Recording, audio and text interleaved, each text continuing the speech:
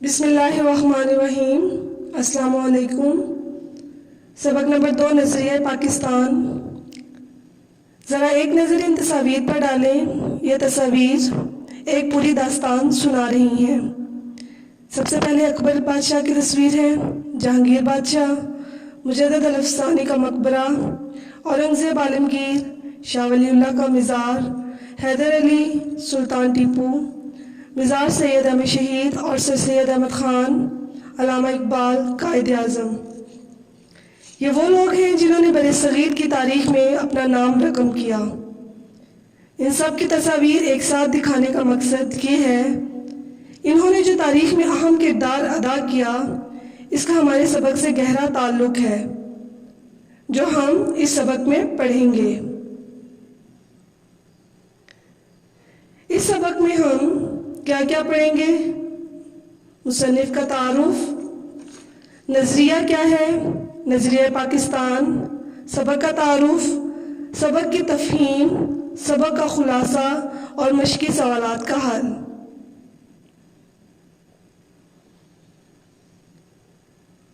سب سے پہلے ہم مصنف کا تعارف پڑھیں گے۔ اس سبق کو لکھنے والے ہیں ڈاکٹر غلام مصطفیٰ خان۔ ڈاکٹر غلام مصطفیٰ خان پاکستان کی ممتاز روحانی شخصیت، ماہر تعلیم اور عالم دین تھے، اور انہوں نے نہایت اعلیٰ سطح کی تعلیم حاصل کی۔ ڈاکٹر غلام مصطفیٰ خان کا تعارف آپ کی کتب پر موجود ہے۔ پیارے طلبہ، آپ اس کو وہاں سے پڑھ لیں گے۔ ڈاکٹر غلام مصطفیٰ خان کی ادبی خدمات، ان کا سب سے بڑا کام تحقیق ہے۔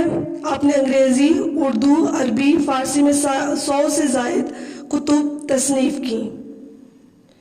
یہاں پر بھی ان کی 2 تصنیف آپ کو دکھائی دے رہی ہیں، اقبال اور قرآن، سراج البیان۔ اس کے علاوہ باقی تصنیف کے نام آپ خود پڑھ لیں۔ وقت کی کمی کی وجہ سے میں ان کی تمام تصنیف کے نام جو ہے وہ نہیں پڑھ سکتی۔ نظریہ کیا ہے؟ پیارے طلبہ و طالبات، پچھلے صفحات میں ہم نے آپ کو جو تصاویر بتائیں، ان سے یہ بات آپ سمجھ چکے ہوں گے کہ برصغیر یعنی ہند و پاک کے خطے میں مسلمانوں نے صدیوں سے اپنے دین، عقیدے، روایات، تہذیب اور تمدن کی حفاظت کے لیے نہایت جدوجہد کی ہے۔ نظریہ سب سے پہلے سر سید احمد خان نے پیش کیا تھا۔ پیارے طلبہ، نظریے کا مطلب کسی قوم کے وہ اصول، سوچ اور فکر ہیں جس کی بنیاد پر کوئی سیاسی شناخت حاصل کر لی جاتی ہے، اور مسلمان بھی اپنے لیے جو ہے وہ علیحدہ شناخت چاہتے تھے۔ اس لیے 2 قومی نظریہ ہی کو نظریہ پاکستان بنا لیا گیا۔ نظریہ پاکستان سے کیا مراد ہے؟ نظریہ پاکستان سے مراد یہ تصور ہے کہ متحدہ ہندوستان کے مسلمان، ہندو، سکھ اور دوسرے مذاہب کے لوگ ہر لحاظ سے مختلف ہیں۔ مسلمانوں کا طریقہ عبادت، کلچر، روایات ہندوؤں کے طریقہ عبادت، کلچر اور روایات سے بالکل مختلف ہے۔ اسی نظریے کو 2 قومی نظریہ بھی کہتے ہیں، جس کی بنیاد پر 14 اگست 1947 کو پاکستان وجود میں آیا۔ مضمون کا تعارف، اس سبق کو پڑھنے کے بعد آپ جان سکیں گے کہ نظریہ پاکستان سے کیا مراد ہے۔ اکبر بادشاہ نے اسلام کو بدلنے کا خواب اور اپنے مذہب کی تشکیل اور نئے مذہب کی تشکیل کیسے کی، حضرت مجدد الافسانی کا کردار، مغل بادشاہوں کا رویہ، سلطان حیدر علی اور سلطان ٹیپو کی بہادری، شاہ ولی اللہ کی دینی خدمات، سر سید احمد خان کی خدمات، شدھی اور سنگٹن کی تحریک، کانگریس اور مسلم لیگ کا قیام اور ہندوؤں کی سازشیں، جنگ عظیم اول، خلافت عثمانیہ اور تحریک پاکستان۔ پیارے طلبہ، اس سبق میں موجود تمام اہم واقعات، تمام تحریکوں کے متعلق اور تمام اہم شخصیات کے متعلق جن کا نظریہ پاکستان سے کوئی نہ کوئی تعلق رہا ہے، ہم جانیں گے۔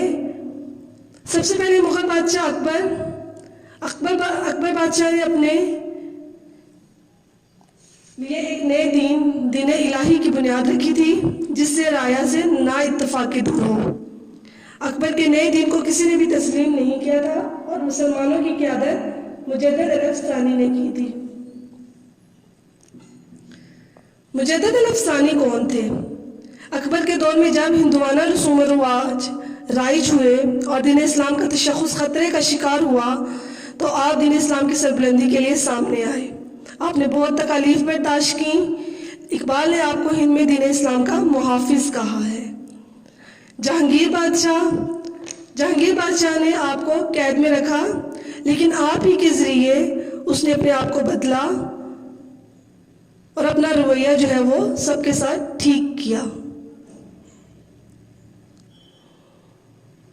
اورنگزیب عالمگیر نہایت خدا ترس نیک دل انسان تھے، رعایا کا خیال رکھتے تھے اور انہوں نے بھی مذہب اسلام کی ترویج و ارشاد کے لیے بہت اہم کام کیا۔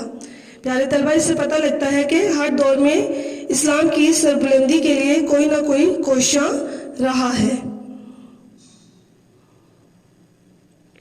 مغل سلطنت کا زوال، مغلیہ خاندان کے زبردست بادشاہوں میں آخری بادشاہ تھے اورنگزیب عالمگیر۔ اورنگزیب عالمگیر کے بعد مغل بادشاہوں کا ایک تخت کے تحت رہنا مشکل ہو گیا تھا اور آپس کی نا اتفاقی اور لڑائی جھگڑے مغلیہ سلطنت کے زوال کا باعث بنے تھے۔ ایسٹ انڈیا کمپنی نے کب بر صغیر میں قدم جمائے تھے؟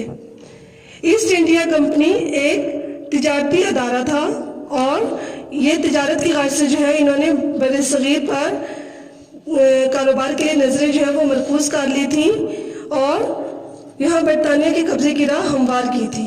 1857 کی جنگ آزادی تک ہندوستان میں کمپنی کا راج تھا۔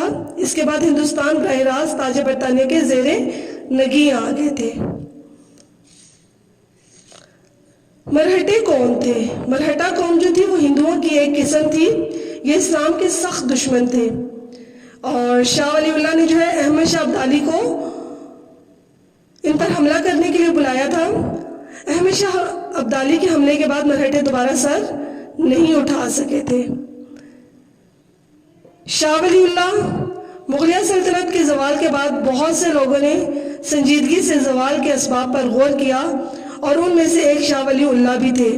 آپ نے زوال کے اسباب پر بھی غور کیا اور ان کو طریقے بھی بتائے کہ وہ کیسے اپنے آپ کو جو ہے وہ دوبارہ ترقی کی راہ پر گامزن کر سکتے ہیں۔ احمد شاہ ابدالی کے متعلق پہلے بھی آپ کو بتایا گیا ہے کہ مرہٹا ایک قوم تھی اور انہوں نے جب طاقت پکڑ لی تھی تو ان کے زور کو ختم کرنے کے لیے احمد شاہ ابدالی نے مرہٹوں پر حملہ کیا تھا اور پھر اس کے بعد جو وہ مرہٹے دوبارہ زور نہ پکڑ سکے تھے۔ اس سے یہ صاف ظاہر ہے کہ مسلمانوں کے درمیان مستحکم رشتہ ان کا عقیدہ، کلمہ اور دین ہی ہے کہ ہر دور میں جو ہے وہ مسلمانوں کے لیے علیحدہ مملکت کی ضرورت محسوس کی گئی کیونکہ مسلمانوں کا کلمہ، عقیدہ اور دین جو ہے وہ سب سے مختلف ہے اور اسی بنیاد پر جو ہے وہ نظریہ پاکستان بھی جو ہے وہ وجود میں آیا تھا۔ نواب سراج الدولہ بنگال کے آخری آزاد حکمران تھے۔ اپنوں کی غداری کی وجہ سے آپ کو ایک جنگ میں شکست ہوئی اور آپ شہید ہو گئے۔ آپ کی شکست کے بعد بنگال پر ایسٹ انڈیا کمپنی کے اقتدار کا سورج طلوع ہوا تھا اور وہاں کے مسلمان جو ہے وہ نہایت بدحالی کا شکار ہو گئے تھے۔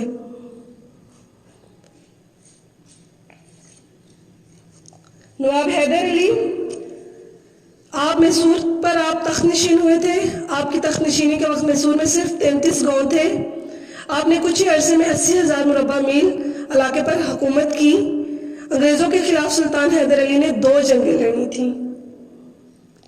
ٹیپو سلطان، آپ نے میسور کو نہایت خوشحال ریاست بنایا تھا۔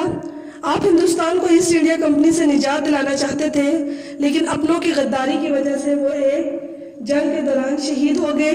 آپ ہندوستان کے آخری محافظ تھے۔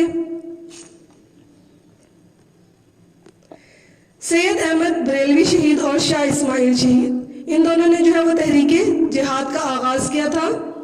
آپ پنجاب اور خیبر پختونخوا میں سکھوں کا جب پنجاب اور خیبر پختونخوا میں سکھوں کا دور چل رہا تھا تو آپ کا کردار اس خطے کی مذہبی تاریخ میں اہم ہے۔ آپ اور شاہ ولی اللہ کے پوتے شاہ اسماعیل شہید نے مل کر تحریک جہاد کا آغاز کیا تھا لیکن خیبر پختونخوا میں ایک جنگ کے دوران اپنے کئی ساتھیوں سمیت شہید ہو گئے۔ آپ کی اس تحریک کی وجہ سے لوگوں میں جذبہ آزادی موجود رہا۔ 1857 کی جنگ آزادی کے بعد جب مسلمانوں کو ناکامی کا سامنا کرنا پڑا تو پیارے طلبہ، انگریزوں نے مسلمانوں پر ظلم و ستم کی انتہا کر دی تھی، اور اس جنگ میں اگرچہ ہندو اور مسلمان دونوں شامل تھے، لیکن اس کے بعد انگریزوں کی سازشوں اور ہندوؤں کے رویے کی وجہ سے مسلمان اور ہندو سیاسی طور پر بھی الگ الگ ہو گئے۔ پہلی مرتبہ دو قومی نظریہ لوگوں پر واضح ہونے لگا، لیکن اس نظریے کی بنیاد تو اسی وقت پڑ چکی تھی جب ہندوستان میں پہلا فرد مسلمان ہوا تھا۔ شدھی اور سنگٹن کی تحریک۔ مسلمانوں کو ہندو بنانے کے لیے شدھی کی تحریک شروع ہوئی اور ان کو ختم کرنے کے لیے سنگٹن کی تحریک شروع کی گئی۔ ان تحریکوں سے مسلمانوں کو احساس ہونے لگا کہ ہندو بھی مسلمانوں کو خود سے الگ قوم خیال کرتے ہیں۔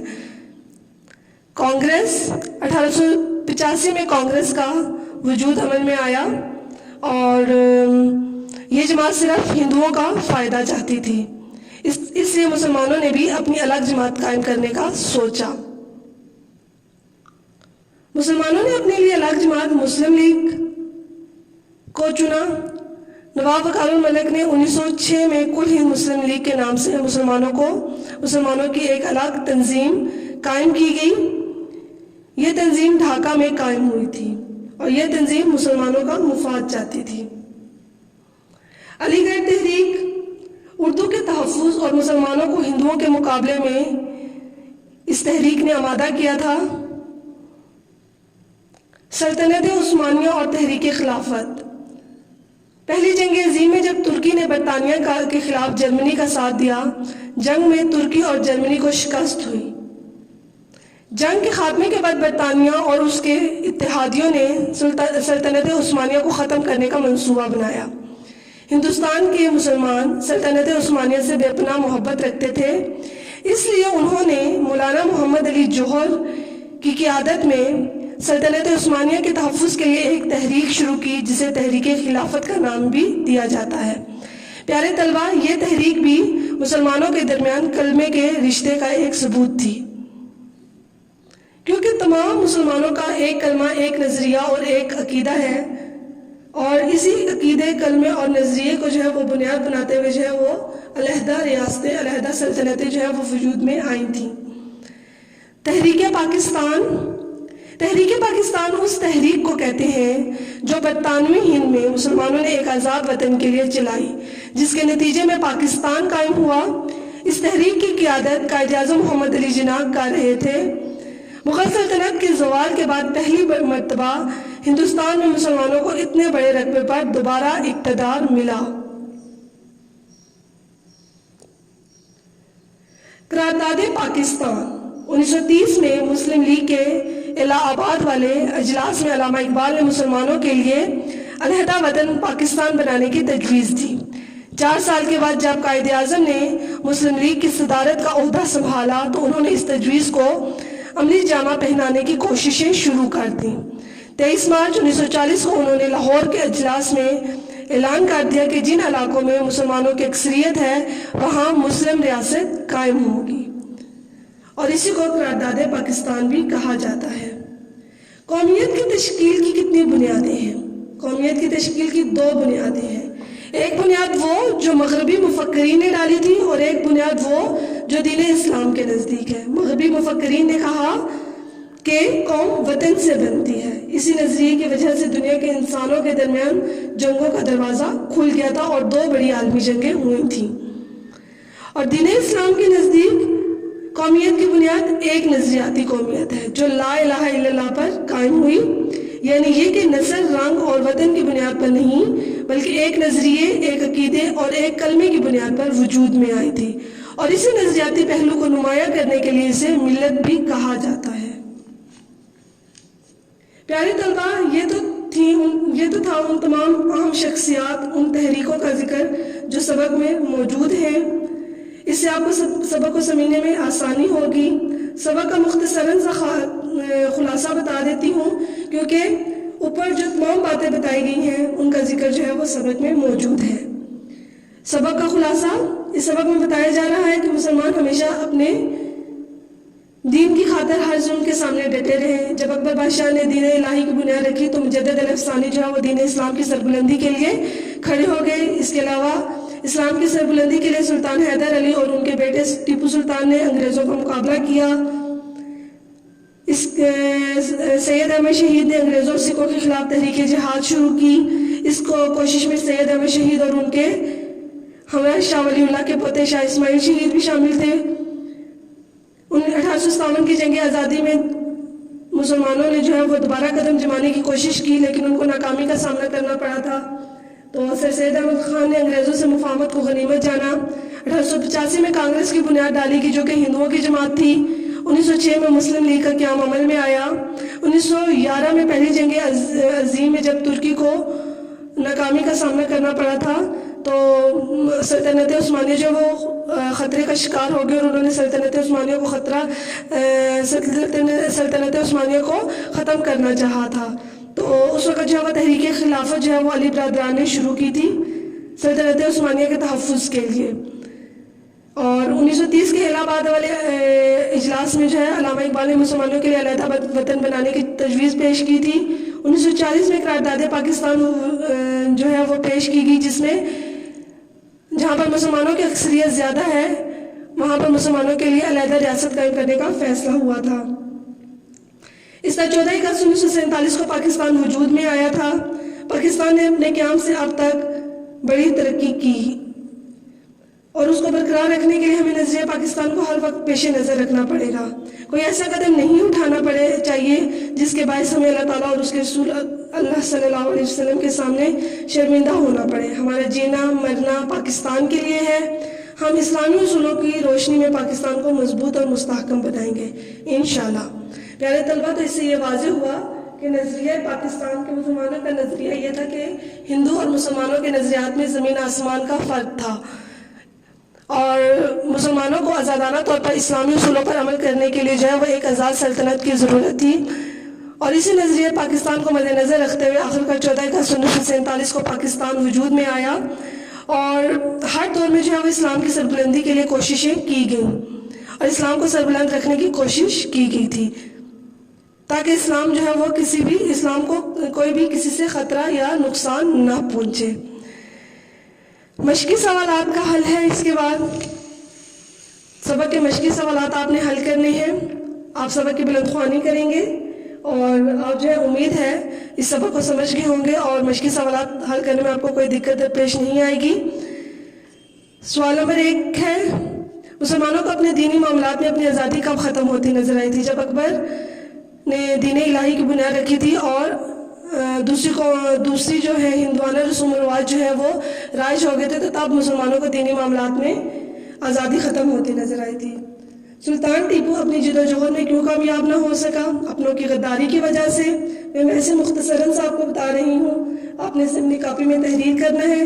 تحریک خلافت کیوں شروع کی گئی تھی؟ جب سلطنت عثمانیہ خطرے کا شکار ہو گئی اور سلطنت عثمانیہ کو ختم کرنے کی کوشش کی گئی تو تب تحریک خلافت شروع کی گئی تھی۔ علامہ اقبال نے مسلمانوں کے لیے الگ وطن کا مطالبہ کب اور کیوں کیا اور کہاں کیا؟ اس سوال کا جواب آپ خود حل کریں گے۔ اہل مغرب نے قومیت کی بنیاد کس پر رکھی تھی؟ اہل مغرب نے کہا تھا کہ قوم وطن سے بنتی ہے۔ مسلمانوں کی قومیت کی بنیاد کیا تھی؟ مسلمانوں کی قومیت کی بنیاد لا الہ الا اللہ تھی، ایک کلمے، ایک نظریے اور ایک عقیدے پر رکھی گئی تھی۔ نظریہ پاکستان کا مقصد کیا ہے؟ نظریہ پاکستان کا مقصد اسلامی اصولوں کی ترویج اور اشاعت ہے۔ شدی اور سنگٹن کی تحریکوں کے مقاصد کیا تھے؟ شدی جو ہے مسلمانوں کو ہندو بنانے کے لیے یہ تحریک شروع کی گئی تھی اور مسلمانوں کو ختم کرنے کے لیے سنگٹن کی تحریک شروع کی گئی تھی۔ پیارے طلبہ، امید ہے آپ سب سمجھ گئے ہوں گے۔ اگر آپ کو پھر بھی کوئی دقت پیش ہے تو آپ مجھ سے دوبارہ پوچھ سکتے ہیں۔ شکریہ۔ خدا آپ کا حامی و ناصر ہو۔ اللہ حافظ۔